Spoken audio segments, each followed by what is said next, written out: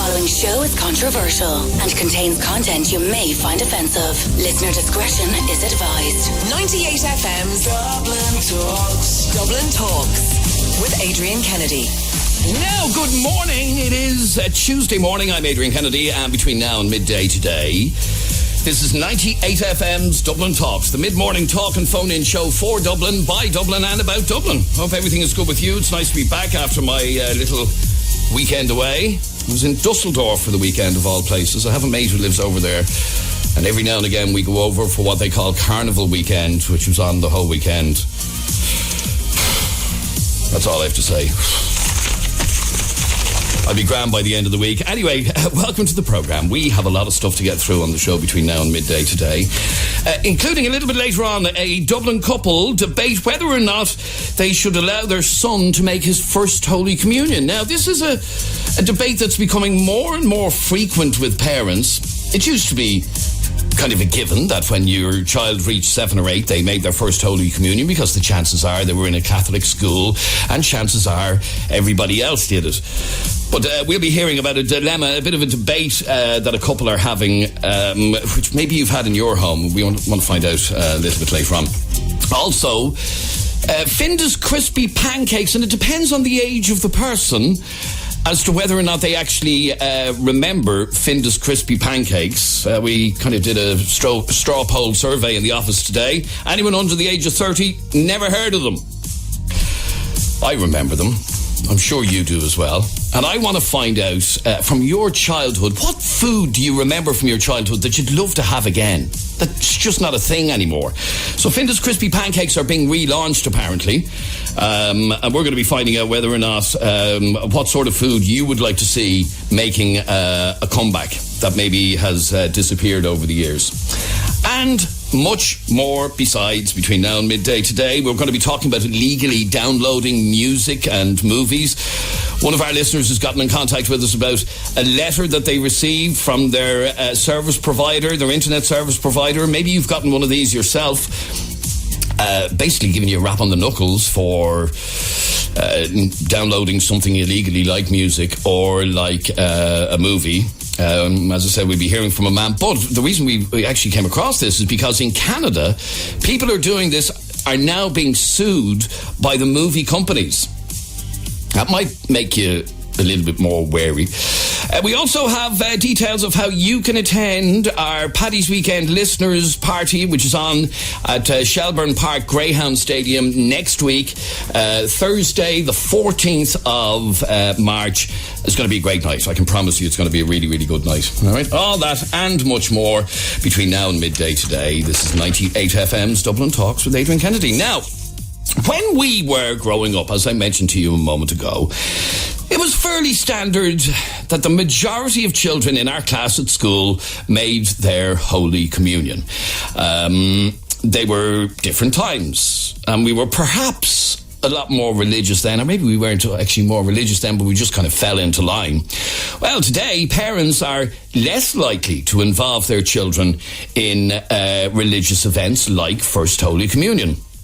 But sometimes that can leave children feeling like the odd ones out. And here's a question for you. Is it right for parents to exclude their children from their Holy Communion because they aren't religious enough? Mammy and Daddy don't go to Mass or whatever. Well, have a listen to this message that we got yesterday from a lady called Yvonne. And she says, this might make an interesting topic. Myself and my wife have one child, and he's in primary school, a Catholic school as it happens. But next year is communion year, and we are debating whether or not to let him make his first Holy Communion. Neither of us are religious. We did have him baptised to get him into the school, and incidentally, that was the last time he was actually in church. But many of his friends are making their communion, and we don't want him feeling like the odd one out. We've heard from friends that in a class situation in school, the children who are not making their communion are made to feel kind of like the odd ones out and different to everyone else in the class. But we don't want to be hypocrites by pretending to be religious for just one day. Well, that's what most people seem to do. My husband is more annoyed about this than me and is insisting that it doesn't happen. In other words, that the child does not make his first Holy Communion because, by their own admission, they are not religious people. They don't go to church, and therefore they've decided that it's not he's decided, the husband has decided, that it's not appropriate for the child to make the first Holy Communion. But Yvonne says, I'm happy to go ahead with it just for that day. Now, like I said, it is a debate that many parents have had about whether or not to have their child make their first Holy Communion or not, particularly if you are not religious. And I would love to hear from you on this on 6797 981. You can text or WhatsApp the programme on 0877 98 98 98. 0877 98 98 98. I'd love to hear from you and find out, did you go ahead with it? Or did you decide, no, I'm not going to be a hypocrite either. I'm not going to let my child make their first Holy Communion. I'm not going to indoctrinate them in a church that I no longer believe in. Whatever your opinion, I'd love to hear from you on 6797 981. You can text or WhatsApp 0877 98 98 98. You can also send us a WhatsApp voice message to that same number, 0877 98 98 98. Now, I'm very interested in a new thing that happened for the first time last year. And if you're a parent that is in two minds about whether or not for your child to make their first Holy Communion, you might be interested in a new secular ceremony that was held last year for the first time and is being held this year again. Joining me on the line is Tony O'Donoghue, who's head coordinator of My Little Big Day, which is a non-religious, non-profit ceremony for children in second class. And Tony joins me on the line. Tony, welcome to 98 FM. Good morning, Adrian. Good morning, Tony. So, why did you decide to start organising My Little Big Day? Right, well, it was basically myself and my wife. We decided to withdraw from the Catholic Church, and we had, our son was facing into the second class, basically. He was in first class at the time, but we knew he'd be facing into a year in school where his friends would have a big celebration happening, there'd be a big fuss made over them, and all the stuff that we now associate with First Communion. And we just thought to ourselves, well, we didn't want our decision to negatively impact on him in any way. So we wanted to organise something kind of special for him and unique. So we came up with the idea of a non-religious alternative. Okay, so he was in a class where many of the other kids would have been making their first Holy Communion, but you as parents obviously decided that he wasn't, or is it that you're just not Catholics at all? What is the background there? Well, myself and my wife were raised Catholic, but I mean, like many families now, we were just kind of going through the motions, if you know what I mean. But it was just, we said to ourselves, we can't have anything to do with the Catholic Church. It was actually when the news broke about Tuam, we just said to ourselves, it's a scandal too far. We can't, it's not enough to just touch and shake our heads and then move on to the next, wait for the next scandal. We said that's enough, and we have to actually stand up and do something here, Okay, so you decided to organise a special day for a group of children who weren't making their first Holy Communion, who were from non-religious families or families who'd moved away from the church. So tell me exactly what you did. Well, we saw a human celebrant in action at our friend's wedding a few months before we actually made the decision, and she was fantastic, a lady by the name of Etna Dempsey. And we contacted Etna and asked her would she be interested if we wrote a ceremony and got some families together and organised the venue, would she perform this ceremony for us, a non-religious ceremony. And she absolutely loved the idea, so we got the venue together. We asked other families in the school, and we got some of them on board, and then we reached out on local parents' Facebook groups as well, and we brought some more families on board. Okay, so the mere mention of a word ceremony makes people think of religious connotation. What sort of ceremony is it? Oh, well, it's completely non-religious, very humanistic, and it has a really nice message for the kids and the families taking part as well. And the message is? Oh, sorry. The theme for the last year's ceremony was "We Are All Connected," and what it was, the ceremony explored the children's connection to their families and loved ones, and then their connection to the wider human family, so you and me and everybody else, basically, and then their connection to nature and all living things, and how we're all connected. Okay, so what was the uptake like last year? Because I know you're doing it again this year, which I want to find out about in a second. But what was the take-up like last year? Oh, it was very good. For the ceremony, we had 12 children from 10 families, and we had 140 guests. The room held 140 people, so we were actually at capacity on the day. It was incredible. It became so much more than we ever anticipated when we just thought we had to do something for our son, you know. Okay, so you're going with it again this year. Where and when, and what's the plan? So we're holding it again this May. It's in the Finstown Castle Hotel in Lucan. And what we do is we organise it on the Sunday so that we don't clash with the Holy Communion. So children making their Holy Communion can come to our afters for, their classmates. And then the children taking part in our ceremony can go to their friends' Holy Communion afters on the Saturday. So we work actually alongside the Holy Communion. Now, a lot of people, will say that this is just creating another divide. There are, the kids that are going to Finstown Castle and then the kids that are making their first Holy Communion. So it's creating a bigger divide, is it not? I wouldn't say so. I mean, the families that join us, the children wouldn't be taking part in the Holy Communion anyway, So, there is a divide there already between families taking part and families not taking part. We would be a subset of families that the children wouldn't be taking part in the first Holy Communion anyway. Okay, now, so you're having it again in May this year. Yes. For parents who would think, oh, that's not a bad idea, because I think my kids are being kind of left out in class. They're, most of their class is making their first Holy Communion. I don't want to be a hypocrite, like you said. I'm not interested in the church anymore. How do they get involved? Well, basically it's parent-led. So, any parents or group of parents can organise one of these ceremonies themselves. We do it completely non-profit. And, if there's a group of parents that want to organise one on a non-profit basis, we'll help them out. We put a guide together and we'll assist them any way they can to organise something in their own area or their own school. Okay, so do you see this taking off? Do you see this becoming a thing? Hopefully. What we'd love to see ultimately down the road is any family that feels kind of under pressure, or they want to have something a little bit different, or even completely non-religious or humanistic families, and that want to have a day of celebration for their child at around the same time their classmates are having the Holy Communion, that there would be something available in their area, or even that they can organise one themselves and bring other families on board. You might have heard me read out that message a couple of minutes ago from Yvonne, and it's because of Yvonne's message that we decided to track you down, Tony. And they're facing a dilemma. Daddy doesn't want the child to make communion. Mammy is easy enough over it. How do you resolve that one when it is an issue between parents? It's a funny one. Yeah. What we do is we would do, it would be the best of both worlds. That there would be the big day out, there would be the ceremony, there would be the celebration, there would be extended family, you can come together for it as well. And it still has a non-religious kind of, it's non-religious, it's non-religious based.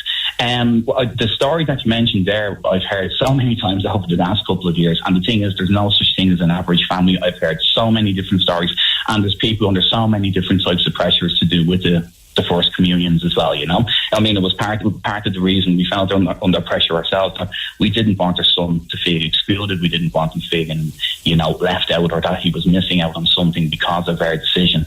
And ultimately, that's where this project came from in the first place. As a matter of interest, did he enjoy it? He had a ball. What we do is as well, we pull in. We have a combined after party for the kids as well. So the families we have one entertainer, and we invite other children from their classmates, neighbours' kids, and all. Then can come to the big after party as well. So we have a big bumper party for the kids as well as the big ceremony as well. It's a full day of celebration we do. It sounds like a fantastic idea, I have to say. It's called My Little Big Day. If somebody wants to find out more, you're on Facebook, is that right? Yes, so if they just type My Little Big Day into the Facebook search bar, they'll get us, and they can contact us at littlebigdayproject@gmail.com. Now, we have a couple of places left for this May, but we already have people interested for next year and the year after, so if anyone's listening that's interested, please get in touch. Okay, My Little Big Day. Just search for them on Facebook, and you can make contact that way. Super idea, Tony, and thanks very much indeed for talking to us about it. Lovely to speak to you. All right, there you go. That's My Little Big Day. So, you are in that dilemma that Yvonne is in. Couldn't that be the answer? don't bother with the First Holy Communion because you don't want to, because you're not religious and you don't want to be a hypocrite, and go for something like this, My Little Big Day. It's non-religious. It's just a day out for kids, essentially, with a little ceremony just to make them feel special. I'd love to hear from you on this. How did you resolve this one? Matthew, you're on 98 FM. How are you, Matthew? I'm not too bad. How are you? Good, thanks, Matthew. Your daughter is going to a Catholic school, but won't, or will be going to a Catholic school, but won't be making her First Holy Communion. No, she won't be making her communion or her confirmation. She's actually not even baptised, so she can't actually make her communion or her confirmation. Okay. Okay. Yeah. Do you worry that when she gets to that age, especially if she's going to a Catholic school, that she could be one of the odd ones out?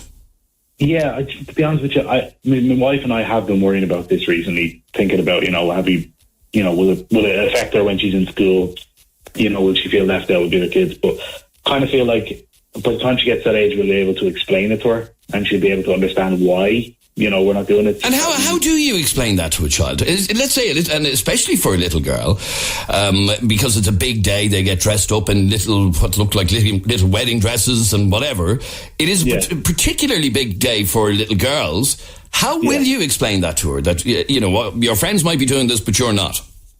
Just be honest with her. Just explain that, it's basically just a case of these people believe this thing, we believe this thing, so we don't do this, which I assume is the same way that most parents would do it. If she got, quite upset about it, she really bothered her, I might look into the thing, the call you just had on, the Little Big Day, is that what it's called? That's what it's called, yeah, My Little Big Day.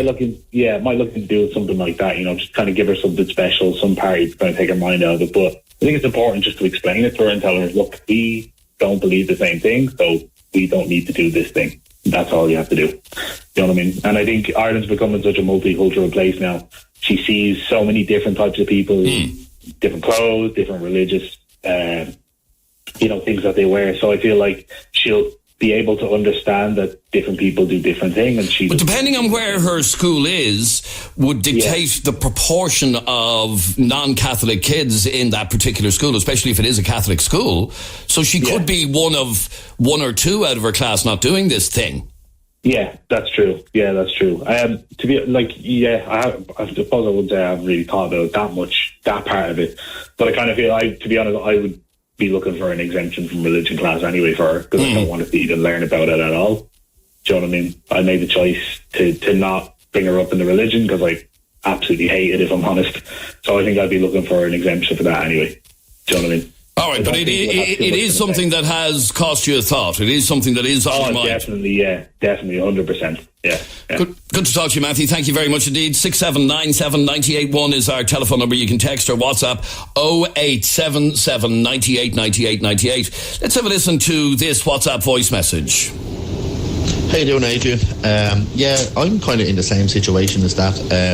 My little lad is making his Holy Communion this year. The wife wanted him to do it, and I really don't. I couldn't care less, to be quite honest, because I'm not religious in the slightest.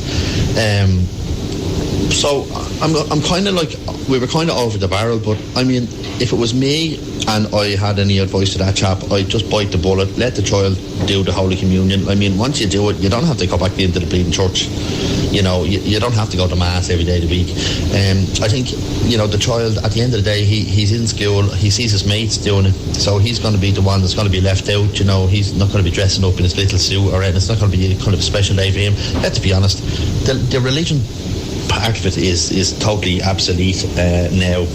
It's just kind of a get together or a bit of a party for the child. If it was me, I'd bite the bullet and I'd send the child to do it. You don't have to go to church after that anyway. Brooke? All right, thank you very much indeed. Christine, I'm going to talk to you straight after the break. You love this idea of a ceremony like My Little Big Day, which is a non-religious thing. Yeah, yes I do, yeah. All right, stay there. I'll be with you straight after the break. 98 FM's Dublin Talks with Des Kelly Interiors. New store now open at Belgard Road, Tala. 98 FM. And this is Adrian Kennedy with you until midday today. 6797 981 is our telephone number. You can text or WhatsApp 0877 98 98 98. And you can also leave us a WhatsApp voice message like this lady did. Hi there. I just wanted to say there, I think the little big day thing sounds amazing. I was born into a non-religious family, so I was never christened or baptised or anything. But when everyone was doing their communion in school, I do remember that my mum bought me like a really nice dress. So it didn't look like everyone else's dresses, but I remember like they gave me a present or something and the dress. I would have absolutely loved to have something like that to go to, because I remember just being really jealous that everyone had loads of money, and I was like, why are these kids all getting to dress in pretty dresses and get given loads of money? But my mum was great, so she had given me a lovely dress, which I think I wore for years to come, so it wasn't just for the one day. But I definitely bring my kids to that little big day thing. Sounds amazing. All right, thank you very much indeed. 6797 981 is our phone number. Now, Christine, you like the idea of having some sort of a thing for kids around communion time, do you? Yeah, I think it's a fantastic idea. Just like the lady here on a WhatsApp message just said, peer pressure is massive. And I know from families and kids in the area, they plan like the entire year of, I'm going to get this for my Holy Communion, I'm going to get that for my Holy Communion, and this is what I'm going to get with the money I'm going to get. It's massive. So the kids must be feeling left out if they're not if they're not getting the Holy Communion done as part of the whole shebang, which is the norm here in Ireland. And I think that is part of the problem here, that, it has become a norm for kids to have a ceremony like this. And I do feel sorry for the kids who may feel left out. Yeah, I mean, it's also a massive financial thing these days. And then if you think about it, a friend of mine, he had his son christened last year, and it's not just for the day. He had to go with the child to a church. Was it, I think, a certain amount of Sundays he had to actually show his face in church. And, I mean, it was every Sunday, it was like, oh my God, no, I have to go again. I mean, that is just so fake. And it's absolutely not necessary. Then the entire party, the outfits. And I think a lot of people kind of agree on this, it's all very fake. It's not really a religious thing. And it hasn't been even since I was a kid. It was all about the money you made and getting dressed up and all of that.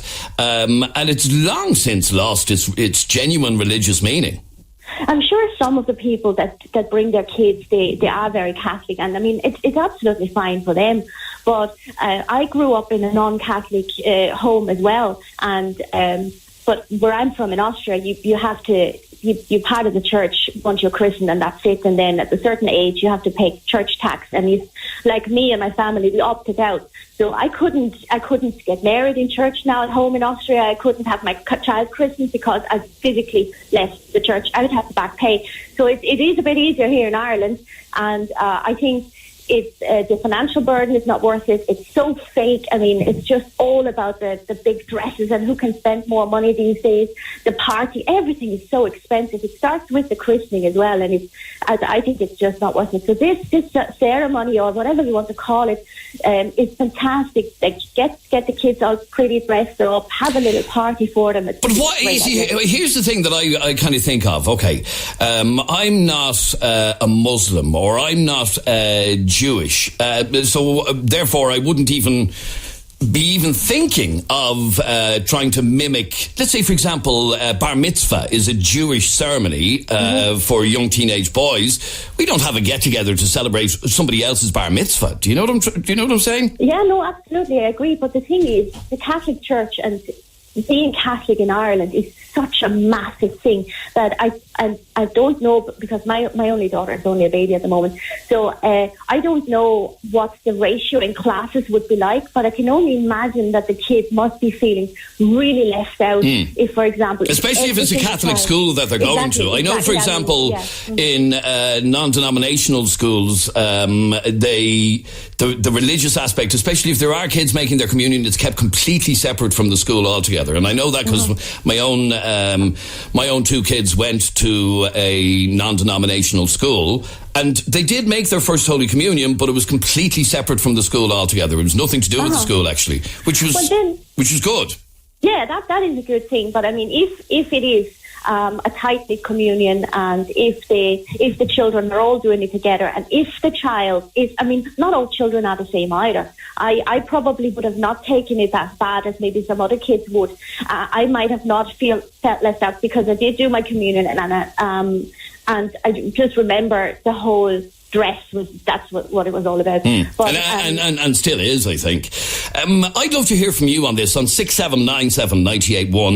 If you've just joined us, I'm having a conversation about a message that we got yesterday from a lady called Yvonne, and basically child making is in communion class, going to a Catholic school in communion class, and Mammy and Daddy are arguing about whether or not the child should make her first Holy Communion, and it's a bit of, or is it son? Sorry, yeah, it's her son.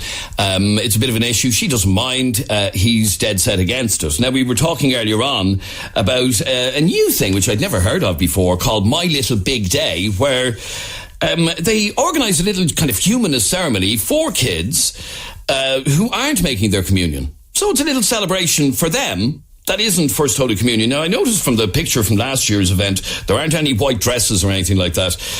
Some of the kids actually seem to be wearing their traditional dress from the countries that they come from. Others are just wearing nice clothes for the day. Let me go to Jean. You're on 98 FM. Hi, Jean.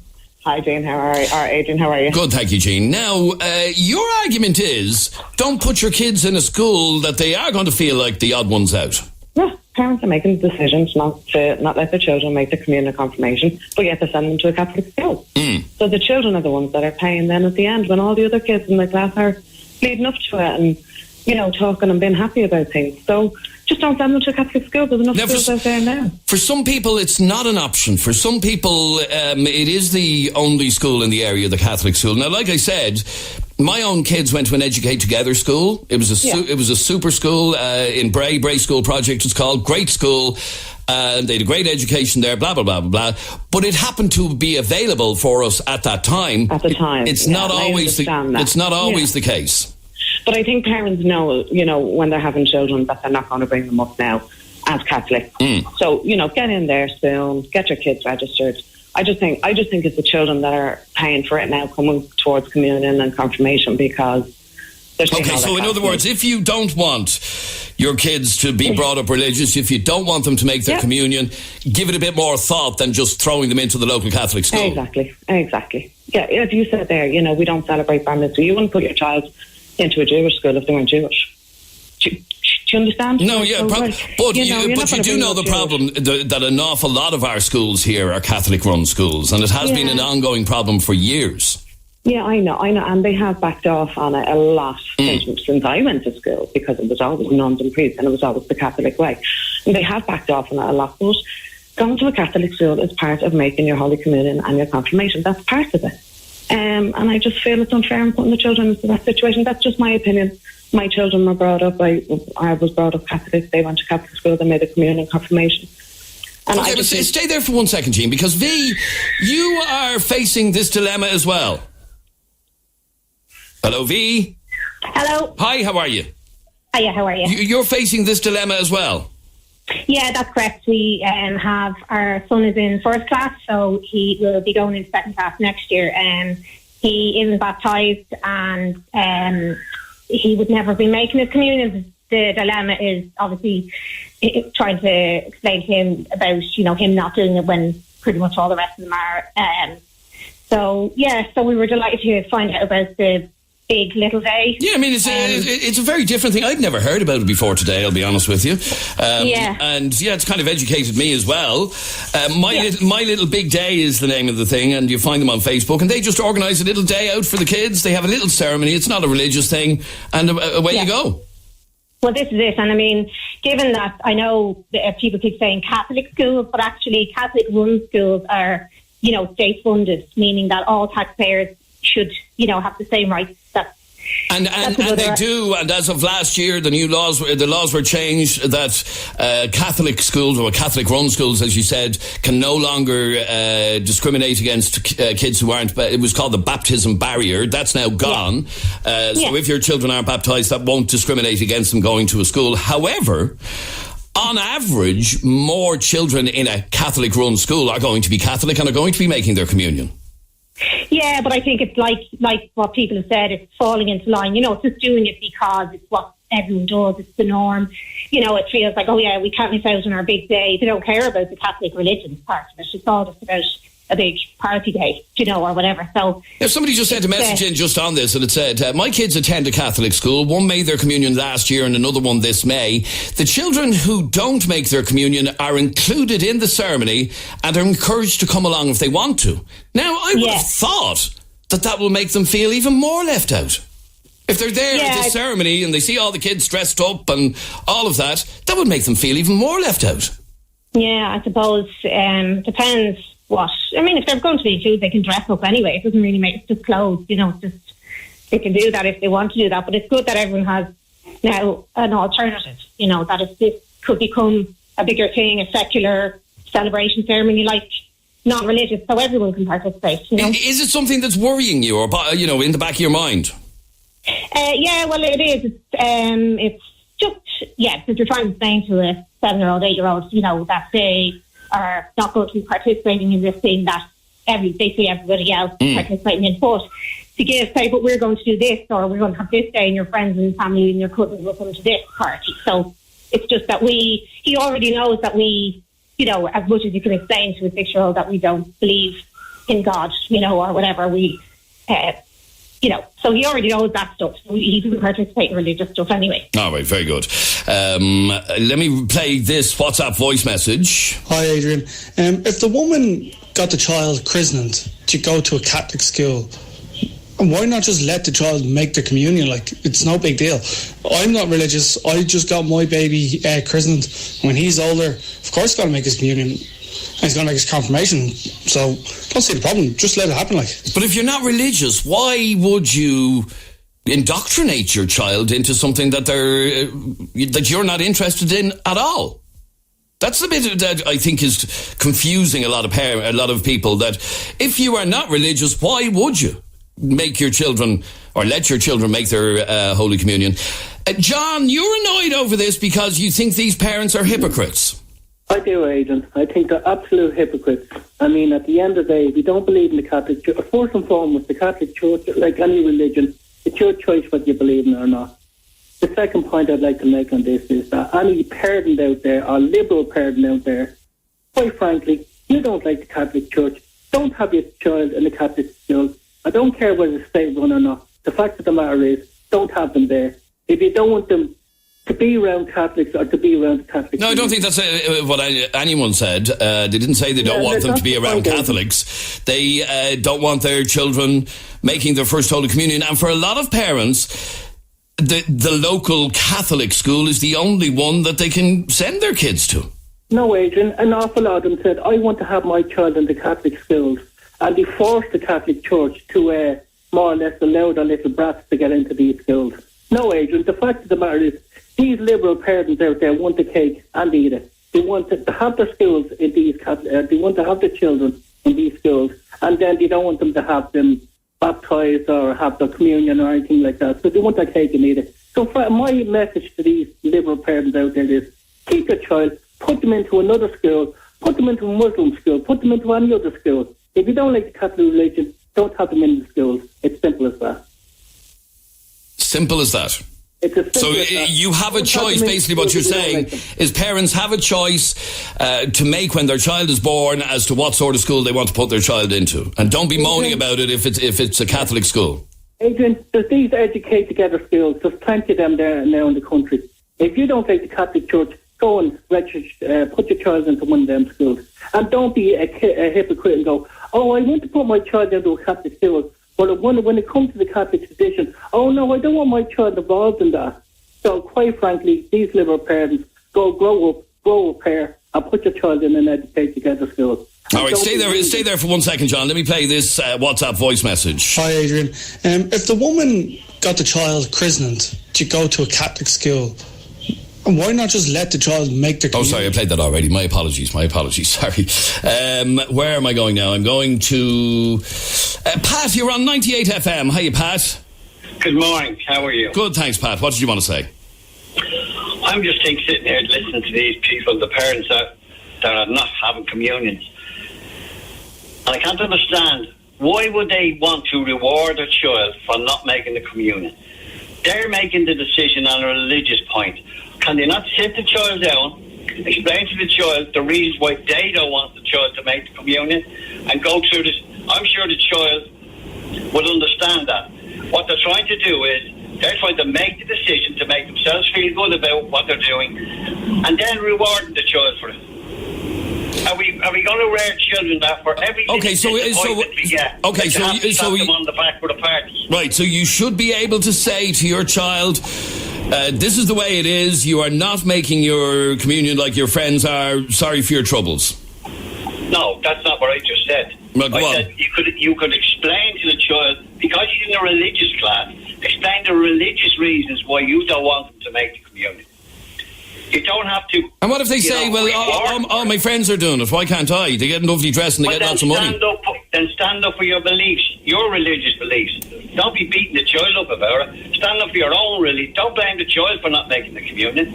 It'll get to a stage where these children, because they won't be disappointed, their parents won't let them feel what it's like to have it, something that's taken away, that you end up having to slap them on the back for simply going to school or going to work.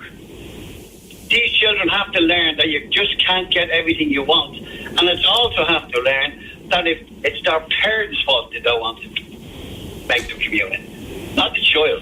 Right. So be honest with them is really what you're saying. Absolutely. Give them the reason why.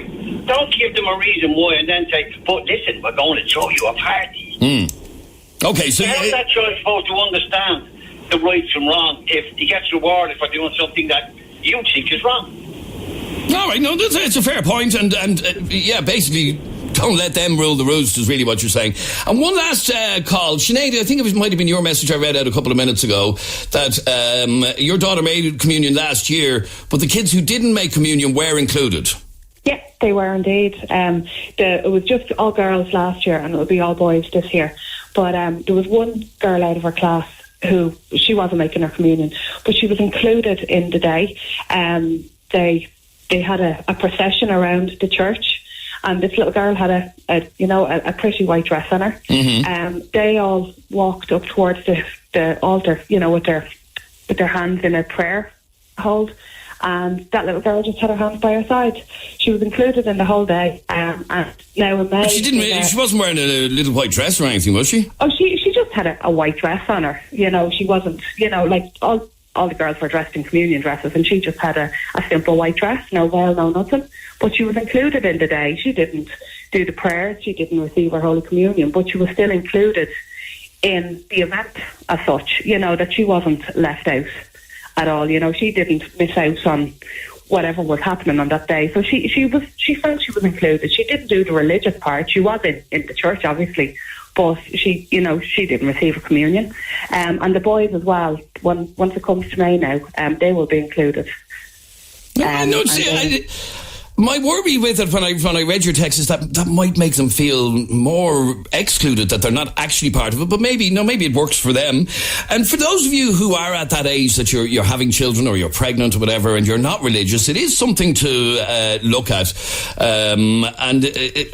I'm just looking here on educatetogether.ie. Now, Educate Together, they're super schools, they're non-denominational schools, and they are all over the place. And for example, in Fingal alone, there are 14 Educate Together schools. There's loads in Dublin City Council area, in South Dublin, in Dunleary, Rathdown. They are all over the place, and there are more opening each year. So maybe if you're at that age that you're having kids, if you don't want to bring them up in a Catholic school or send them to a Catholic school, you should look at the Educate Together schools. And like I said, my own two went to one in Bray, and it was a great school. It really was.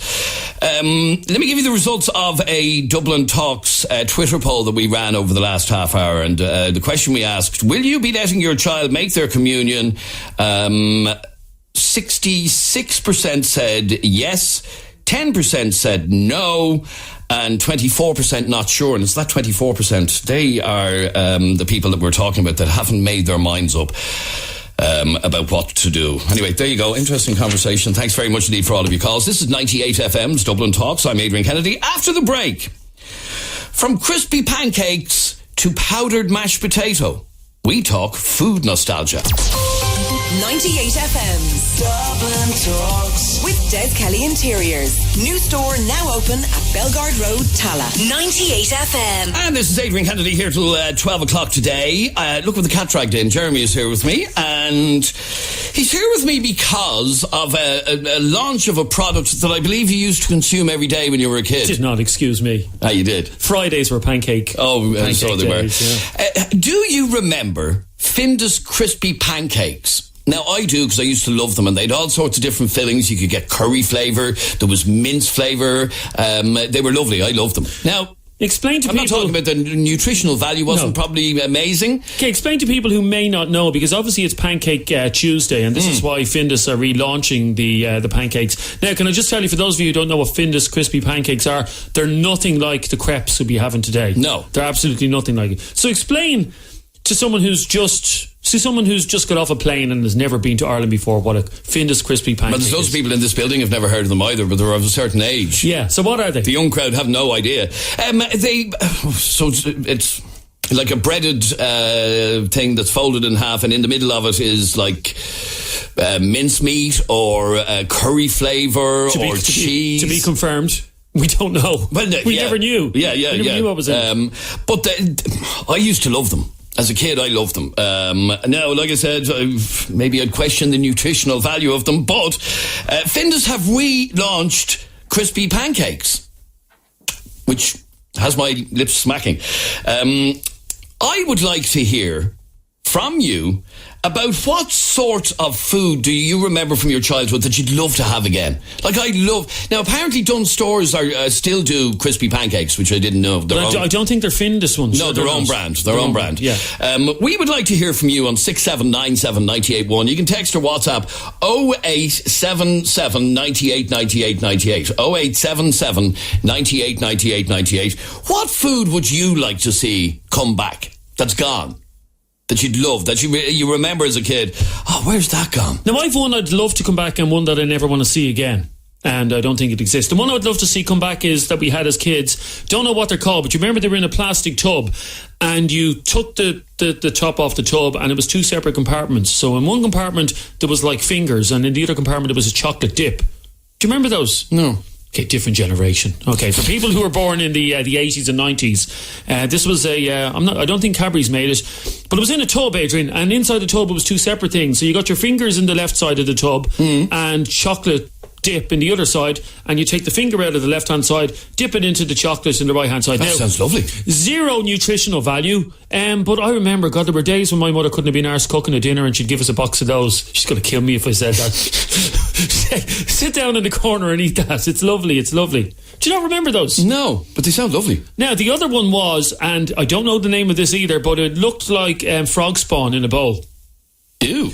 It was like rice, but it wasn't rice, and it was little balls, little white balls in a sort of a milk pudding. Sounds disgusting. It bloody was. Do you not remember it? You would get it as a dessert, and it was in a bowl, and it was like rice pudding, but it wasn't rice pudding. It was tiny little. You know what it actually was like? You know when you buy something electrical, Adrian, and there's a little envelope inside it to keep the stuff dry. What are they called?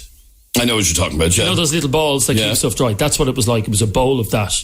I don't know why. I shouldn't even be talking to you now. I should be dead because of the stuff I was given as a child. Do you not remember that? No. Tiny little balls in a bowl of milk. No. Okay, well, that's what I used to have as a child, and that's one food that I hope they never bring back. Now, there is a bit of debate and a bit of confrontation here. Oh. The article that we were reading, it would appear that Findus crispy pancakes are making a comeback in the UK because a lot of people are saying, no, you can actually get them here. No, you can't. And have been able to get them here. So they never went off the shelves? Apparently not. Anyhow, it's neither here nor there. The question is, what would you like to see making a return? What food did you have as a kid that you can't get anymore, but you'd love to try again? Call us right now on 6797 981. You can text or WhatsApp 0877 98 98 98. Basically, what retro meals or retro food would you like to see being brought back? Because there's a reason they got rid of this stuff. Because it was rubbish. Oh, is that the reason? Here's a bowl of frog spawn. Nobody wanted to eat that as a kid. Call us right now on 6797 981. You can text or WhatsApp 0877 98 98 98. One message says, I would love to see original Sunny D come back again. Now, what was Sunny D? Was Sunny Delight, it was called, and it was an orange drink. It was it was allegedly an orange drink. I think it was pure sugar that was coloured orange. I'm going to look it up as we speak. Okay. Everybody remembers Sunny D, but I think it was laced with sugar. I think that's part of the problem. Oh, sorry, it was available. It was launched in 1974 and was taken off the shelves in the early 80s. So it lasted about 10 years. Apparently, sorry, choc dips are still a thing, by the way. Are still available. Yeah. Well, that used to be my dinner on a Friday, on a Thursday. Findus crispy pancakes and choc dips. How nutritional. What would you like to see come back? Keep your messages coming in to us. 0877 98 98 98. You can also call us, better still, on 0877 98 98 98. Now here, can I read out this one? Because this is one that has my head wrecked as well. And lads, I don't remember the name, but they were things you used to have for breakfast and you'd put them in a toaster and they had jam in the centre. They sound gorgeous. They were Kellogg's Pop-Ups or something like that. What were they called? Don't know. No. Pop-Tarts. Kellogg's Pop-Tarts. That's what they were called. Okay. Yeah, Pop-Tarts. Emmett, you're on 98 FM. Hi, Emmett.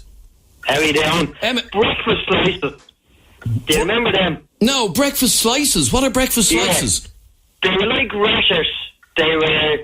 we used to get them on a Saturday morning. Now, this is, you're talking 30-odd years ago, 40 years ago nearly. And they were... I'd say... coming out of the factory, they were probably every little bit of meat that was left over, and they were shaped into a bit of a slice, and you cook it like a rasher, and they were gorgeous. Oh, I see them here. Yeah, Cookstown breakfast slices. And looking at this, they're still a thing.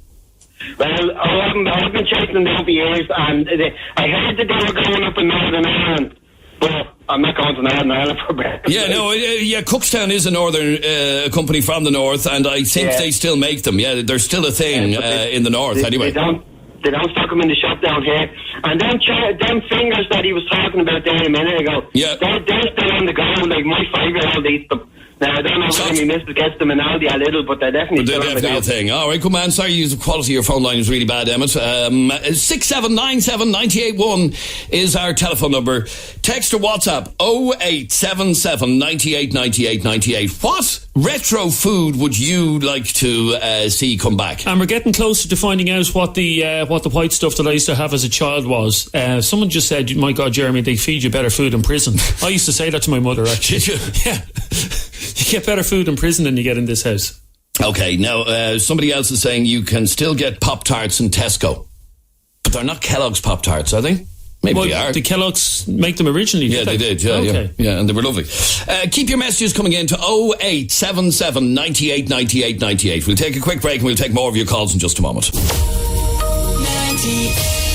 Live live and exclusive to Dublin's 98 FM, Monday through Friday between 10 and midday. This is Adrian Kennedy. You're with 98 FM's Dublin Talks. And Trish is here with Monday, Tuesday, Wednesday. It's Tuesday's top headlines. Thanks, Adrian. Nearly a third of buses in Dublin failed to turn up on time last year. New NTA figures show 35 out of the 112 routes missed their punctuality targets during 2018. If a bus turns up at a stop more than 6 minutes later than scheduled, it's classed as being late.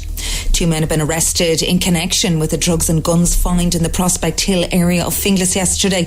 Cocaine, cannabis and amphetamines worth around €60,000, a replica rifle, 2 replica handguns and ammunition were discovered, along with 3 samurai swords and €2,000 in cash.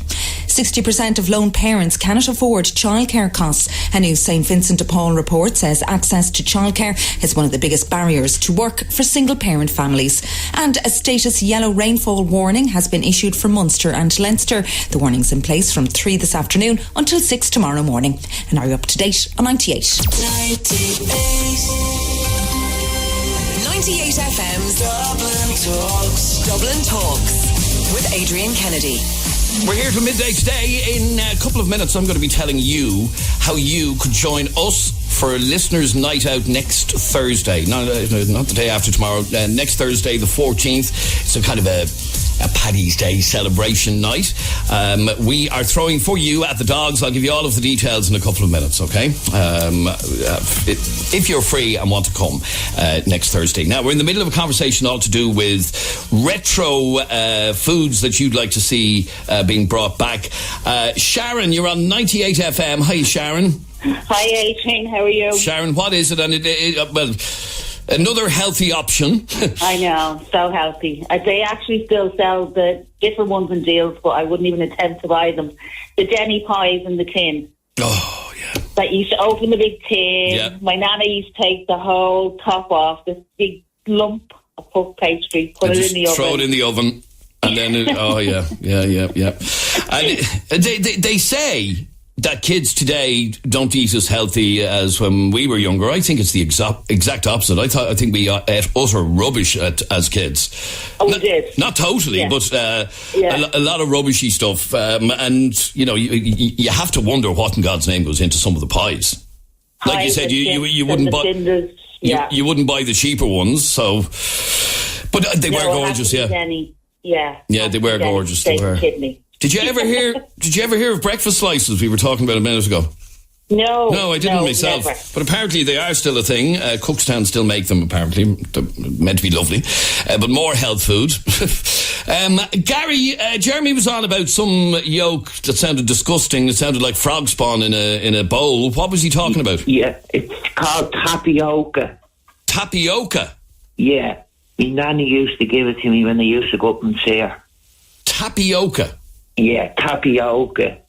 That's it. Hang on, I'm going to Google that now. Tapioca. And what? And sorry, Jeremy's just shouting in my ear. That was it. Tapioca. It was just like frog spawn in a bowl. Oh, that looks disgusting. Ew. Yeah, that's... Oh, I'm looking at a photograph of it now. Tapioca looks vile. Yeah, but it was lovely. Was it? It was actually nice. Oh, yeah. It was actually nice compared to what the kids are eating today. And also, if you remember, do you remember the sausages and the beans in the one tin? Yes, I do. And I used to love them. Yeah, they were gorgeous. I used to love them, but I do wonder, like, the nutritional value of those sausages, I don't think was great now. I don't think the sausages were a great amount of pork in them. No, I don't. But but still, I used to love them. Jeez, I really did eat rubbish when I was younger. Yeah. All right, good man. Thanks very much indeed, Gary. Let's squeeze another couple in. Jenny, you're on 98 FM. Hi, Jenny. Hi, Adrian. How are you? Jenny, what did you used to love? So when we were younger, we loved the Tesco cheese and tomato 10-pack pizzas. Oh, right. And these were mini pizzas? They don't do them anymore. Mini pizzas, yeah. And they were really easy to make? They were. You put them in the oven. Now, the base would be kind of still doughy. They were that. But they were lovely. Yeah, really I'm actually looking at a photograph of them. Yeah. Again, and I can see how, as we're having this conversation, I can see how a lot of these are gone off the market because they were utter rubbish. Like, what? We didn't know what was in them, but they were gorgeous. They were so nice. Thanks, Jenny. God, I'm going No problem. to stuff my face with utter junk today now as a result of this conversation. Joe, you're on 98 FM. How are you, Joe? How you doing, Jenny? Okay? Good, thanks, Joe. Not too bad. What did you used to love? I used to love chocolate bars called Marble Cadbury chocolate bars. They're absolutely gorgeous. Marble chocolate bars? Yeah. I think it was white chocolate and normal chocolate mixed together. Oh, I can see it here. Yeah. Oh. Absolutely gorgeous it was. Oh, in fact, believe it or not, there is a campaign online, Bring Back Cadbury Marble. I think that's what's happened to that one then. Oh, yeah, I do remember that. They were you're from England, are you? Yeah. I think they were more of a thing in England, but I do remember them all right. Oh, they was gorgeous, actually. Easter was nice, at Easter time as well. After they stopped making them, they brought them on for about 5 or 6 Easters afterwards. And it was game over. It actually looks lovely, yeah. So it's brown chocolate and white chocolate and dark chocolate all mixed. Oh, yeah. Well, apparently there's an online campaign has 10,000 followers to bring back marble chocolate bars. So there you go. So John, hopefully get over to this Easter then. There you go. Done deal. Thanks, Joe. Cheers, thank you. And finally, Lynn, you're on 98 FM. Hiya, Lynn. Hiya. Now, Lynn, what would you like to see being brought back? Banshee bones and the Crunchies crisps. Oh, yeah. Perry used to make Banshee bones. Yeah. I don't know why they got rid of them, but apparently they did. But they were real kind of spicy, weren't they? They were kind of pickly, kind of salt and vinegar. Well, in fact, it says, I'm looking at a photograph of them, screaming salt and vinegar. Yeah. Screaming salt and vinegar flavour. Banshee bones, yeah, I remember them as well. Thanks very much indeed. And then let me play just one last WhatsApp message. Yeah, the mince pies. You could get frozen mince pies, and they were absolutely beautiful. I think Birdseye done them, and they were absolutely beautiful. Now, I wouldn't say the mince would have been the best thing in the world for you now, looking back, but they were absolutely gorgeous. I'd mill one today now if I had one. 98 FM encourages responsible eating and eating a balanced diet and all that, because after that conversation you wouldn't be eating a balanced diet now if you eat some of the junk we're after been talking about. Anyway, it brings back memories to all of us. You're listening to 98 FM's Dublin Talks. Now, sorry, that's the wrong button. I wanted to press this button here. There we go. Now, I want to give you the opportunity to join us for a night out next Thursday, the 14th of March. Here at 98 FM's Dublin Talks, we're getting you ready for Paddy's Day with a listeners' party taking place next Thursday, the 14th of March, in Shelburne Park, the home of greyhound racing here in Dublin. Now, we've had a number of these over the years, and I can tell you each and every one of them has been an amazing night out. We've had a really fun night out, and we're doing it again next Thursday, the 14th of March. Massive 98 FM Dublin Talks listeners' party. And if you want to be there, we'll put you on a guest list with 3 of your mates for a night at the Dogs next Thursday.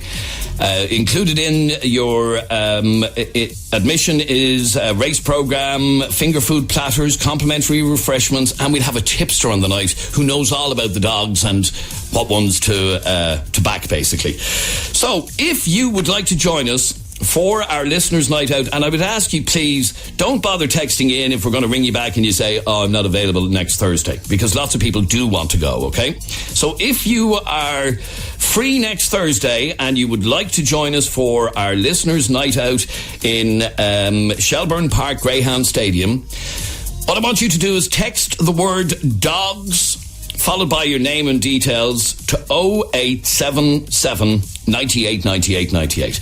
Text the word dogs followed by your name and details to 0877 98 98 98. But again, I will ask you only text in if you're actually available to join us next Thursday, because we have had cases in the past where we gave tickets to somebody and they just didn't bother their arse turning up, which is really annoying because other people actually genuinely did want to go. Okay, so if you'd like to join us for our listeners' night out next Thursday, the 14th of March in Shelbourne Park Greyhound Stadium, text the word dogs followed by your name and your details to 0877 98 98 98. And again, please only text if you are available to go next Thursday. Now, next on the programme, do you stream or illegally download songs or movies? How would you feel about being brought to court and sued over illegally downloading a movie or a song or whatever? Well, we've two reasons for talking about this on the show. One is from a listener who just wants to be known as Brian, who received a warning letter from Virgin Media, which is his cable and internet provider. And the letter that he got was giving him a warning that he had illegally downloaded a song. They were able to name the song and everything else that he had illegally downloaded. And he was given a 3-strike warning. And this is in Irish law. I just don't know many people who've gotten the letter until he sent us a screenshot of the letter, or a photograph of the letter. And it's quite clear it's from Virgin Media, and it is warning him that he illegally downloaded a particular song. They give the name of the song, and they warn him, 3 strikes and you're out. In other words, if this happens again, we will literally cut off your internet service. But also in the news today, it was announced that in Canada, they are coming down hard on people who illegally download movies and music. About 3,400 Canadians face legal action in federal courts launched by a Toronto law firm on behalf of US movie production companies attempting to enforce their copyright claims. Here's what the lawyer who's taking this case said. There is no such thing as a free lunch. If you get caught, you have to pay. They are now facing fines of around €3,000 each if they're found guilty of downloading movies. And here's the question that I want to ask you. Would threats and fines like this scare you off from downloading movies and songs illegally? Do you do it? Because a lot of people always, argue, when we have this conversation, they argue that, it's a victimless crime, nobody's getting hurt. But as this lawyer in America said, there is no such thing as a free lunch. You're not entitled to rob a movie that cost millions and millions to produce. Here's what Brian said in his mail about the letter he got from Virgin Media. He says, lads, look at this. They are sending me warning letters because I downloaded some songs. Are they allowed to do this? This is bull because everyone does this and all my mates have been doing it for years. Why is it any of their business what I download? They just provide my broadband, which I pay for. You need to talk about this. And that's from a guy called Brian. And as I said to you, Brian did send us a photograph of the actual letter that he got from Virgin Media. And it will be on our Facebook page in just a couple of moments. Facebook.com/Adrian K and Jeremy D. And here's what it says. Dear so-and-so, your IP address, and by the way, this has warning red letters on it, important account information. IRMA, which is the Irish Recorded Music Rights Association, have highlighted copyright infringement using your IP address. And here's what the letter says. Your IP address has been highlighted to us by the Irish Recorded Music Association as allegedly sharing music without the correct permission. This is part of IRMA's mission to focus on identifying copyright infringement online. When IRMA highlight an IP address to us, like yours, we're legally bound by court order to identify the account involved and the account holder and contact them. That's why we're sending you this letter. And it tells the song that this person downloaded. It mentions the record company and that it was downloaded from your IP address. That's quite if you got a letter like this in the post, you'd go, uh-oh.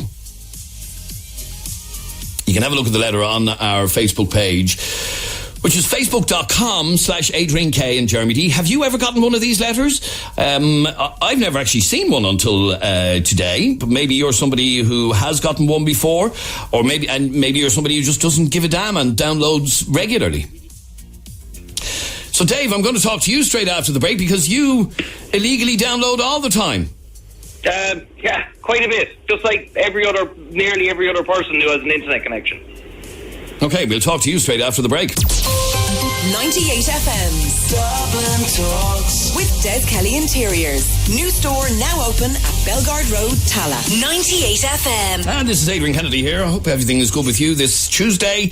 I want to have a conversation about something that many of you do and see no issue with it. And I'm talking about illegally downloading music and movies and all sorts and not thinking twice about it. Have you ever gotten a warning letter from your internet service provider warning you? Well, one of our listeners, Brian, got exactly that. Here's what the letter says. In red letters, important account information. Irma have highlighted copyright infringement using your IP address. And it goes on to say, your IP address has been highlighted to us by the Irish Recorded Music Association as allegedly sharing music without the correct permission. This is part of Irma's mission to focus on identifying copyright infringement online. When Irma highlights an IP address to us, we're legally bound by court order to identify the account holder and contact them. That's why we're sending you this letter. And it literally gives the details of the exact song, the website that he got the song off, the bit rate of the song. I wouldn't download that song personally, but anyhow, it has all of this information about the particular song that this person downloaded. And he's basically told in the letter, 3 strikes and you're out. Consider this a warning. If we get notified of your IP address again and again, you're gone. We'll cut off your internet. He feels a little bit hard done by, as per his message to us.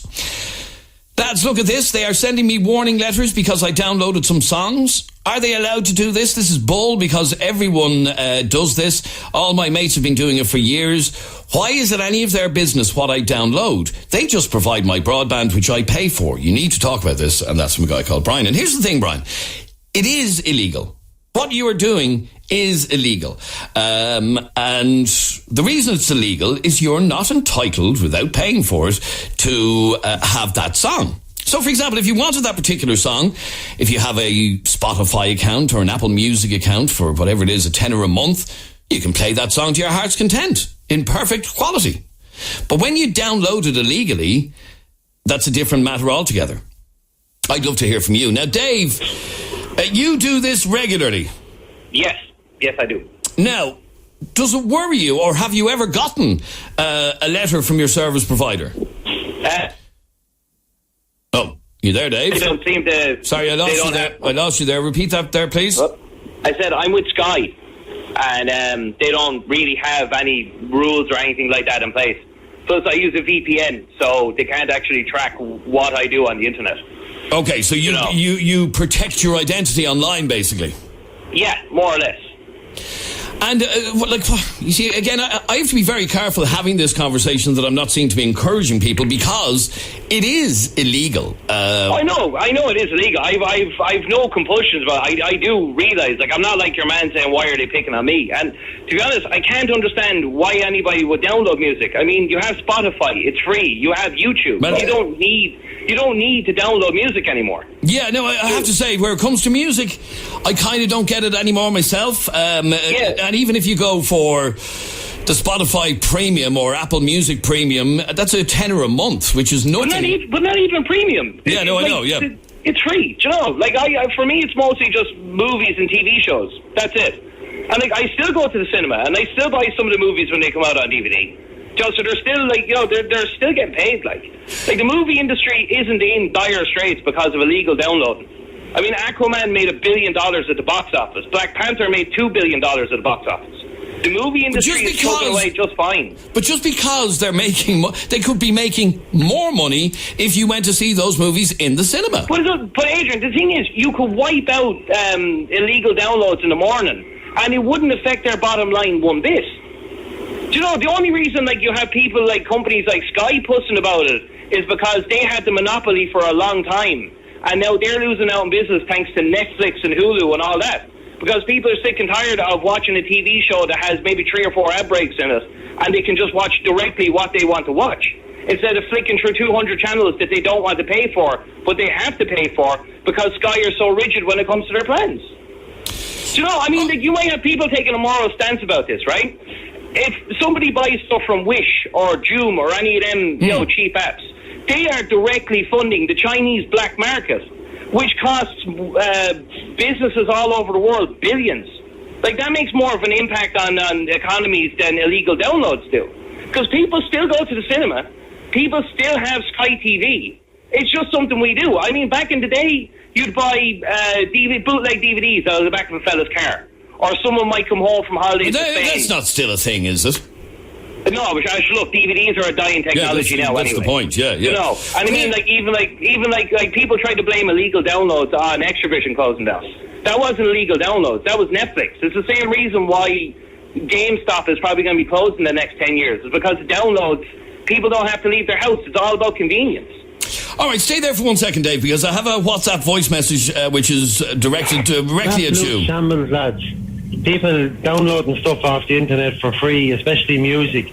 That's what has music and concerts and events absolutely ruined to this day and age. Modern technology.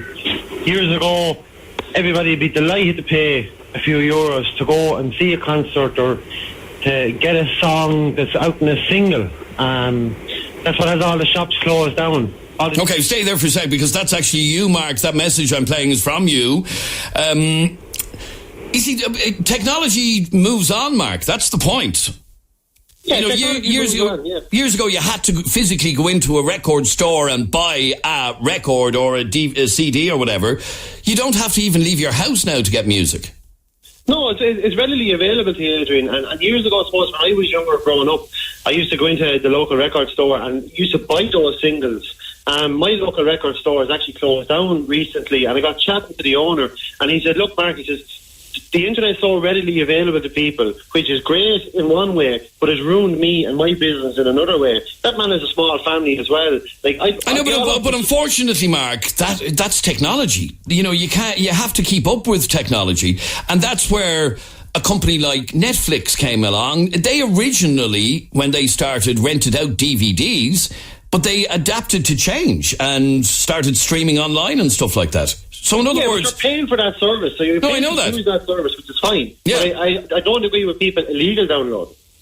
But according to Dave, he thinks that the movie business, for example, is making billions. They're not concerned about him downloading movies and everything else. He sees it as a victimless crime. Yeah, well, it is a victim of crime, because you should be paying to use this service and not just downloading illegal. Because there's somebody somewhere sitting down somewhere else that has nothing to do when he's scamming the whole system. Dave, you shouldn't be doing this. That's the bottom line of what he's saying. Yeah, look, I'm not going to get on my high horse to say it's a victimless crime. Morally, I do guess it's wrong, but, you know, like, if they really, like, if the internet service providers have such a problem with people doing this, they can enact ways to stop it. Like, I play video games with a guy from Canada regularly, and he tells me he doesn't download movies, he doesn't use BitTorrent, because if he does get caught, he can get a lot of trouble. See, the problem with it over here is, like, the laws are about 10 years behind the technology. Do you know, and like, I won't actually download music, because the only people who do really get hit hard by illegal downloads are musicians. The movie industry and the television industry are doing perfectly fine. We could wipe out illegal downloads in the morning and it wouldn't harm their bottom line one bit. It wouldn't. Yeah, I don't think you're right, Dave. Right, well then, I'll tell you what then. But what about, like I said a minute ago, what about sites like Wish and Joom and all that? Will we ban them as well? Because, I mean, all the stuff you're buying there is... I know, and a lot of people, a lot of people think that you should. Yeah, but see, a lot of people don't realise that stuff is coming straight off the Chinese black market either. Do you know, I mean, like, technology companies, like, a lot of times when a movie comes out, right, before it's released on DVD, it's a screener, which means somebody who actually works in the industry managed to get their hands on that file and put that file out on the internet. Correct, yes. So maybe if they have such a problem, improve their own security. So that a movie doesn't get leaked out. So the movie doesn't get out. I mean, like anytime a Star Wars movie comes out, you might find a copy of it online 2 or 3 days before the DVD comes out. How is it Disney are able to keep their stuff under wraps, but other companies just, you know, it just ends up out there? Like, a lot of people who watch TV series online as well, they'll probably have Sky themselves and watch it on Sky, but they just watch it on the internet because it's out sooner, and they don't have to wait week after week. and sit down and been bombarded by TV ads. You know, it's just, for most people, it's all about convenience. Okay, you were saying that your friend in the States, was it the States or Canada? I can't remember which. Canada, okay. And this, I was talking about a case in Canada where 3,400 Canadians are facing legal action launched by a Toronto law firm on behalf of US movie production companies. Maybe that's what your mate is talking about. This is quite serious. They're now facing fines of around $3,000 each if they were found guilty. I tell you, they're getting off lucky. Have you ever actually looked up, like, like when you watch a movie that comes up like federal copyright law? Yeah. If they really wanted to nail you to the wall, they could do you for $250,000 and 10 years in jail if they really... Because I remember there was a guy a couple of years ago, he got found with thousands of songs on his computer, and they were going to try and do him to the full extent of the law, and he was looking at $200,000 and possibly 8 or 9 years in jail. Well, that's... okay, so would a case like that stop you? Of course it would.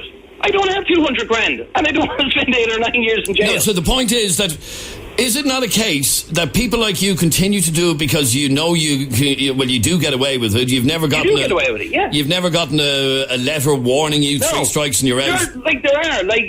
What was your man's Virgin, was it? Yes. Yeah, see, I know Air do a 3 strikes policy. I think they all have to. They don't. Sky and Vodafone don't.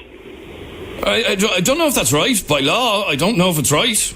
Maybe by law, but they don't enforce the rules. Because Sky probably don't give 2 shits as long as they get paid. You could say the same about all of them, but...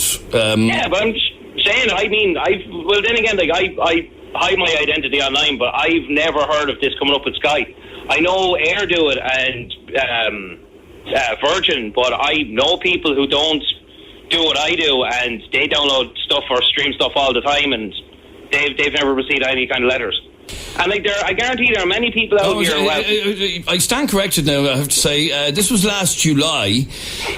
3 global music labels are seeking a High Court order against Sky Ireland to force it to implement a 3 strikes on your out policy against its broadband customers who download music. So I stand corrected. And here's another thing. This is what Virgin Media on their website are quite clear about this, that in accordance with Virgin Media's terms and conditions, it is illegal to copy, distribute copies, blah-de-blah-de-blah of television programmes. But the big record companies did, last July, go to the courts against Sky and tried to force them to have a similar 3 strikes and you're out policy, which maybe they didn't. I don't know what is the result of that, but I'll try and find out in a couple of minutes. All right, stay there for a second. 6797981 is our telephone number. Paddy, you're on 98 FM. How are you, Paddy? How's things? Good, thank you, Paddy. What did you want to say on this? I also illegally download, but I also go to the cinema. I go see a film with... I go see a film probably 2 or 3 times in the same movie in the cinema. You go to see it 2 or 3 times? Yeah, I'm mad into my movies. And when it comes out then for download, I'll download it, I'll watch it again. And then when it comes out on Blu-ray or 4K, I'll buy it on Blu-ray or 4K.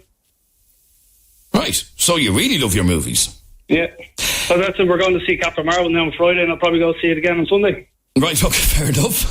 And will you illegally download it as well? Yeah. So you can watch it another 4 or 5 times? Yeah, and then when it comes out on 4K, I'll buy it on 4K.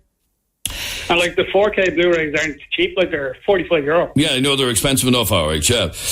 So your point is that even though you might download illegally here and there, you still support the business by buying the DVD, going to the cinema and everything else?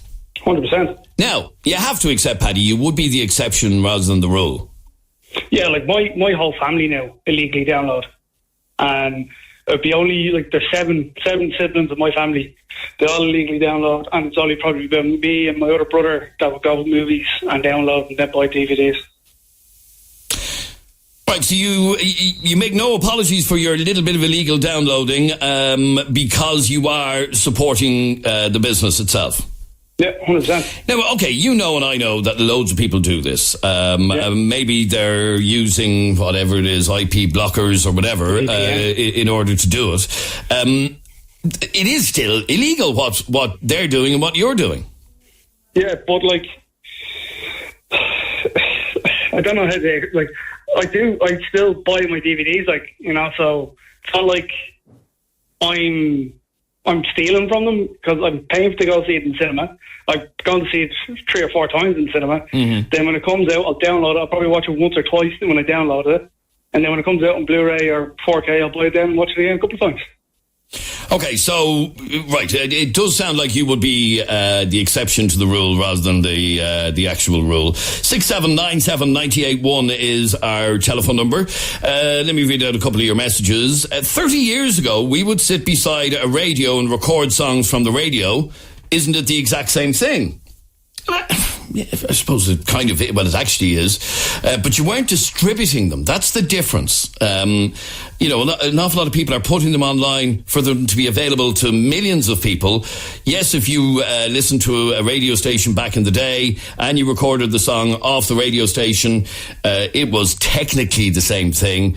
But it was only one copy of the song rather than hundreds of thousands of copies of that one song. That's the point. Another message says there's no point in being angry with the internet service providers. They stated in the letter that they are legally bound to bring this to his attention and to pass on his details. Stephen, you're on 98 FM. How are you, Stephen? Yeah, hi, Adrian. How thanks? Good, thank you, Stephen. What did you want to say? I was just wondering, all those lads that are saying that they're downloading, if they were to start up their own business and they were told that they're going to lose half their profits to illegal downloading or robbing, would they still do the same thing? Yeah, you see, this is where the problem is, that people don't see illegal downloading as robbing. Now, it is, but they don't see it that way because they're doing it in their own kitchen or bedroom or whatever.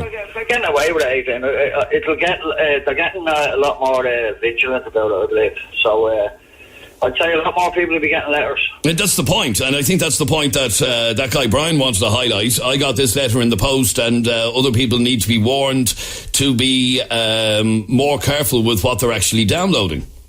Yeah, and I'd say it's rife, There's a lot of... it's so easy now, isn't it? It's really easy to do. The thing about music, I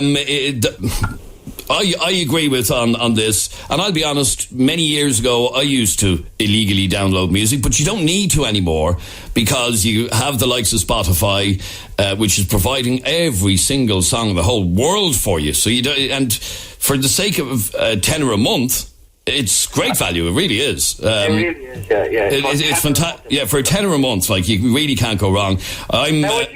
If you go back to the 70s and 80s, how much did you spend on records? I did spend a lot, yeah. Yeah. No, I would have been slightly different in that I would have been DJing, whatever, but I spent a fortune on music. I spent an absolute fortune on music, and now I can get it all these years later for $10 a month, which is a huge difference. It's nothing, so you should pay it. It doesn't matter if people are making 5 billion or 10 billion. That's what they're in business for, you know what I mean? You shouldn't be stealing at the end of the day. I know it's Now, it is one of the reasons why concert tickets are so... It is one of the reasons why concert tickets have become so expensive, because the artists have to make money somehow, and concerts is how they're making their money. You're biting your face to spite your nose, isn't that the same? Something like that, yeah. All right, come on. Thanks very much indeed, Stephen. Let me read another couple of your messages. Adrian, a lot of people don't realise if they share their Netflix accounts, they are breaking the law as well. Oh, I didn't know that myself. Oh, are you not allowed to have your Netflix on 5 different devices? So that happens to, or 3 different devices or whatever. But anyway, maybe that is the case. And then one more. If you download, you use it for your own purpose, you should be fined if you're uploading. When you're uploading, then you're sharing with the public. That's the people they should be going after. And they are the people that they have been going after in recent years, people who are doing the uploading. And then, lads, pursuant to the Copyright Act 2000, it is an offence to make an illegal copy, whether downloaded or not, of copyrighted material without authorisation, says John. Thank you for that informative piece. And by the way, if you didn't see the letter that we're talking about that Virgin Media sent to our listener, you can have a look at it right now. It's on our Facebook page at facebook.com/Adrian K and Jeremy D. You might get a fright if you got a letter like this in the post, now I have to say, because of the big red letters on it and everything else. It's one of those... We need your attention right now. Letters. Anyway, there you go. It's 98 FM's Dublin Talks. After the break, we'll be talking about a different kind of honesty and finding out how honest you actually are. 98 FM's Dublin Talks with Des Kelly Interiors. New store now open at Belgard Road, Tala. 98 FM. All right, before the break, we were talking about honesty and illegally downloading and all of that, which is, by the mere mention of the word illegal, it's illegal. So it's dishonest if you're doing it. But we have another story that Jeremy wants to share that happened on the show when I was off for a couple of days. Yes, this was last Friday on our Good News Friday, where people ring in with their good news. And we got a woman on the air by the name of Anne. And Anne's good news was that, and we're going to hear a clip of Anne in a second, her good news was that she lost her purse, which had money in it. Now, it wasn't a huge amount of money, but a substantial amount of money. And she lost her purse, she doesn't know where, somewhere in Lucan. And somebody found the purse and handed it into the local Eurospar. And it got back to Anne. And Anne was delighted and everybody was happy. And I was saying to Anne at the time, isn't it great that there's some honest people out there? In our meeting after the show that day, we were talking about it, and there was a room full of, I think there was 5 people in it, and we were discussing whether or not, if you had found a wallet or a purse with money in it, would you actually hand it in? Now, I actually had a similar incident over the weekend, yeah? As I mentioned to you earlier on, I was in Germany over the weekend, in Dusseldorf, and myself and 2 friends were walking into his apartment, yeah? Yeah. And on the stairs, there was a wallet. Exactly like this. They opened it up, had no ID in it, had money in it, and they walked out the door and handed it to a policeman.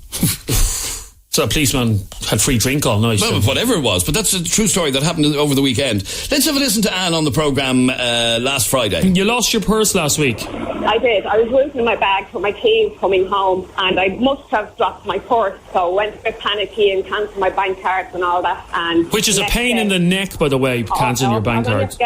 Somebody handed into the local shop, every penny in it, my bank card in it, everything. And no way. Listen, I'd like to say thank you very much. Now, did they leave their name? No, I haven't a clue. But it was in Eurospar in Luke, and they handed it in. And how much was in the purse? It was about €40. It wasn't that much. It was €40. Of the bank card. To be honest with you, though, I think you were very lucky, because I would imagine the vast majority of people who would find a purse or a wallet but they'd probably hand the purse in, but they'd fleece the money out of it, wouldn't they? But not a penny was taken out.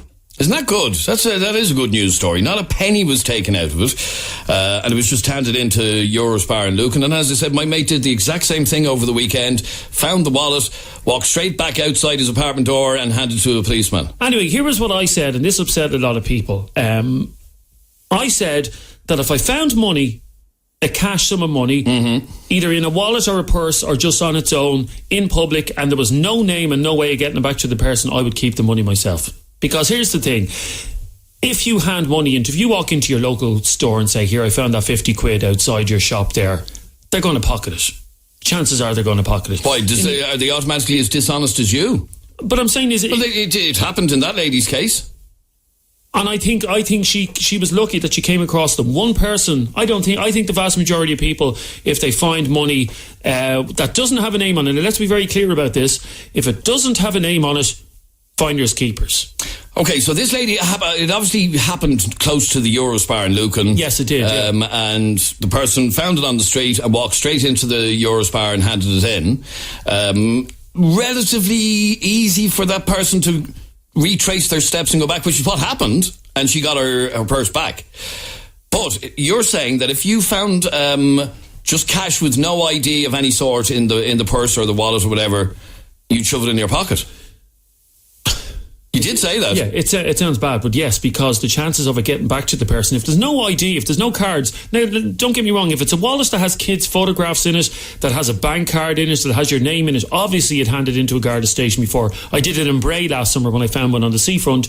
It was a wallet that had, I think, €50 note in it, and it had bank cards and photographs in it. I handed that straight into the Garda station because I knew they'd be able to get it back to the person, and in fact they rang me within an hour The guards rang me within an hour to say they traced the address. They obviously put it into the Garda system, traced the address and got the wallet back to the person. But if it's cash that has no name on it, pocket it. I would love to hear from you on this, on 6797981. So you find cash. So what would you do, by the way? I'd like to think I'd hand it in. No. It's never happened, so I don't know. Well, I saw what happened with my mate the other day. He had no qualms about it at all. Walked straight out of the door and gave it to a Dusseldorf policeman. But don't say I'd like to. Tell me what you would do. Well, it's never happened to me. Okay, but if you found €50 here... Oh, yeah, I'd pocket that. Because chances are it'll be yours. So, Okay. yeah. Call us right now on 6797981. You can text or WhatsApp 0877 98 98 98. And let's run a Dublin Talks text poll. And I want you to answer this question honestly. You find a wad of money. Okay? Now, it might be just 40 quid, it could be 100 quid, it could be 200 quid, but there's no ID with the money. Would you, A, keep it, or B, hand it in somewhere? So I want you to text the word keep or hand to 0877 98 98 98. If you found a sum of money with no ID associated with it, in other words, not in a wallet with bank cards and everything else, would you A, keep it, or B, hand it in? Text your answer to 0877 98 98 98. Sean, you're on 98 FM. How are you, Sean? How's it going, mate? Good, thanks, Sean. Sean, you found a man's wallet in Dublin Zoo. Yeah, a couple of months ago, I was in Dublin Zoo with my wife and 3 kids, and one of them wanted to go to the toilet, so while I was waiting outside from the toilet, I walked over to a bench and there was a wallet sitting there. So I picked it up, opened it up, and there was about 400 or 500 euros in it. When I say euros, a lot of it was in sterling, because the chap that happened to own it was from Scotland. Oh, right, okay. So it had sterling and euro in it. Yeah, it had sterling and euro in it, and it had his driving licence. So I went over to security and just said, look, I'm after finding a wallet, and there's quite a lot of money in it. And he says, you can hand it in here. I says, look, I'd rather that I keep it. And I gave you, I left my phone number and my name on a piece of paper. And says, if he comes looking for it, ring me and I'll come straight over, yeah. Exactly. And if not, then at the end, when I'm leaving, I'll give it into security or to the police. And about 10, 15 minutes later, he called me, I went over and gave it back to him. And fair play to you. Why did you not trust the security guard? To be honest with you, there was too much money in it, and it's not that I didn't trust anyone. I just happened to have it, and I would just rather myself give it back to them. Why, were you looking for a reward? No. Okay. I didn't get a reward either, but I didn't want one. Just that when I picked it up, look, there's no way of knowing whether a security guard would have taken any money out of it. Who would have known? He could have just said, look, it was handed back in like that. I'm sorry, the money's missing out of it. And just for the record, the security in Dublin Zoo are great people, so they would have definitely... I'm not saying... Yeah, exactly. Yeah. I'm not saying that. I'm just saying I picked it up, I found it, so if he called me, I made absolutely sure that I give it back to him. All right, stay there for a second, Sean, because I want to ask you another question. Martina, tell me what happened with you. Hey, I was in Argos about 2 Christmases ago, Mm-hmm. and I was buying, I can't even remember what I was buying, but I paid for the optics that I was buying for, and when I looked down my hand at the cash desk, there was a wad of money, probably about 600 or 700 euro rolled up. I didn't know what it was, all 50 euro notes. So I didn't make any discrepancy, and I just stood back, paid for me. I've been waiting to be called, and I looked around the store. There was no identification of anything on it at all. And I stood back, and I stood there for about 10 minutes, and then I looked into the corner, and I seen a distressed girl standing there talking to a manager. So I walked over, and I just asked her, was she okay? And she said, I'm after losing my money here. It was rolled up in the wad. And it turned out I knew this girl to see. Oh, right. And I found it for her anyway, and I gave it back to her, the whole lot of it. No, very good. Fair play. Now, had you not known who she was, or in other words... No. There was no discrepancy with her knowing it. I was standing there to see, and if not, I would have handed in. But I just stood there to watch, to see that they would come back. You know, you would come back to a place, or you'd retrace your steps. So I actually stood and waited about 20 minutes.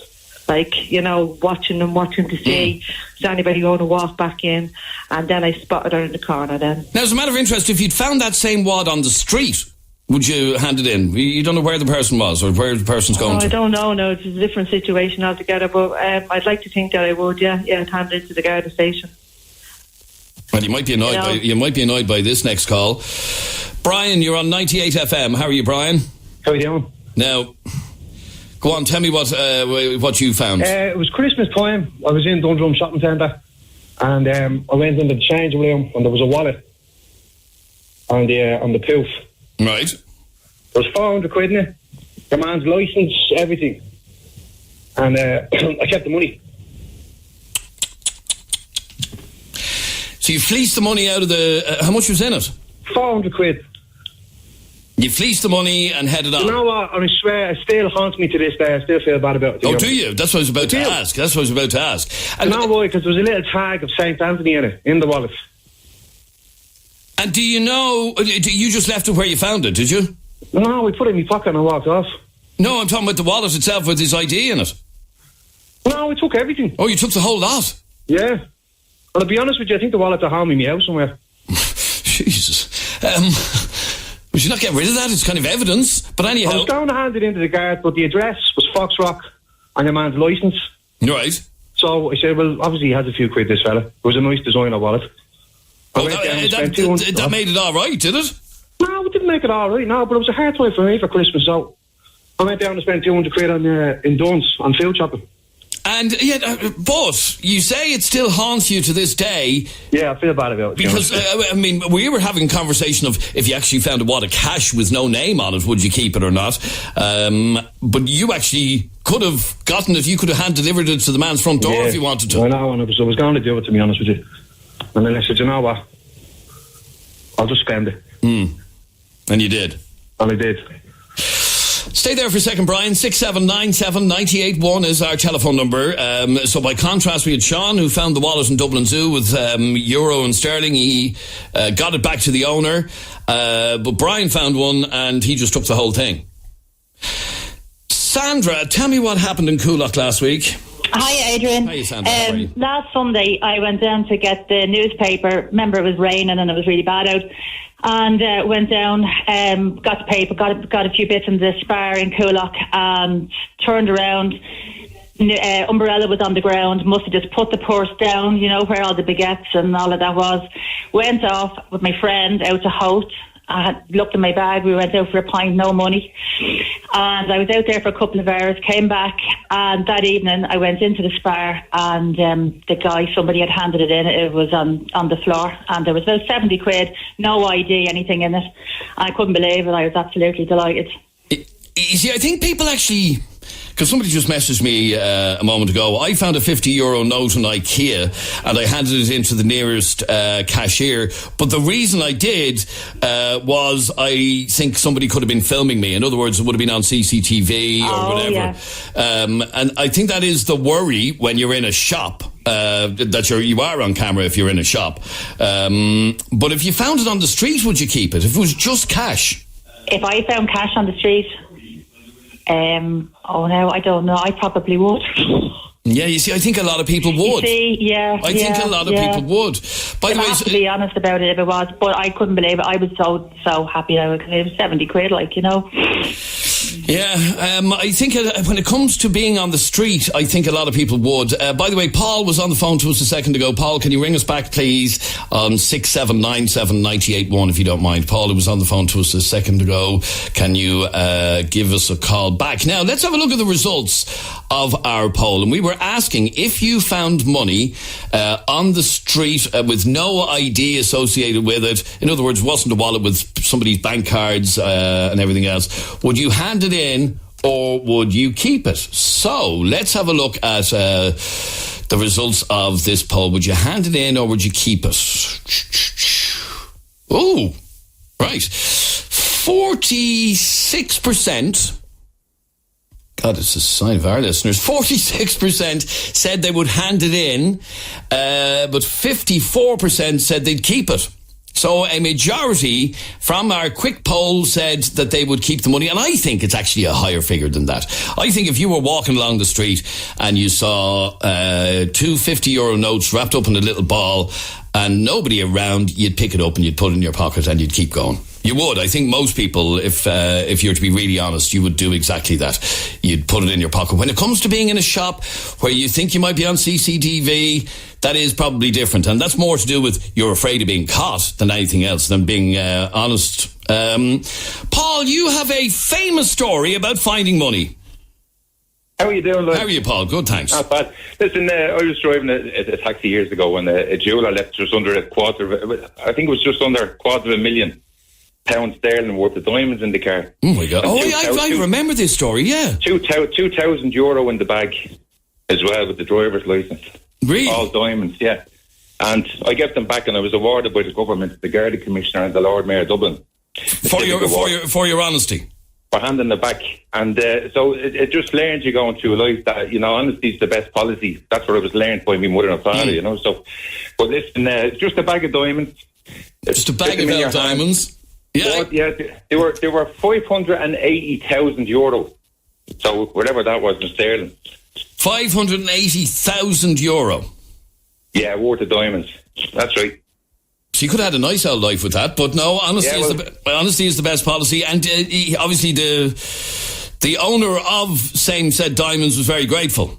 He was a jeweller, yeah. He was bringing them over here to be auctioned, the 18th century diamonds and charm bracelets and things like that in the bag. My God. And I went home, I was finished work and I seen the bags behind me, and so there's not many fellas. So I found mobile phones, I found other things in the back of the car. But nothing like that. That was amazing. And what did you get from the Lord Mayor? A Civic Award. Did you? Very good. And then I was awarded by the carriage office, the Gardaí, and I do remember this story. It's definitely in my head somewhere. What year was that, Paul? 2004. I do remember it. Yeah, I do. And if anyone plays Monopoly, they like to get this get out jail card. That's what I got. Because fair play. That's very decent of you, Paul. And but it paid in the end for your honesty. Or you could have legged it and flogged the diamonds, but you didn't. Listen, you have to believe. As you get older in life, you believe that karma it will come around and get you eventually. What goes around comes around, as they say. All right, good to talk to you, Paul. And thanks very much indeed. All right, good story. All right, that's it from us for today. Thank you for listening. Barry Dunn is on the way, and in the next hour, he's some great music lined up like these.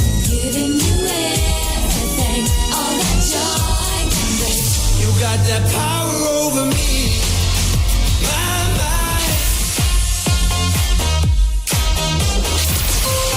98 FM's Dublin Talks with Des Kelly Interiors. New store now open at Belgard Road, Tala. 98 FM.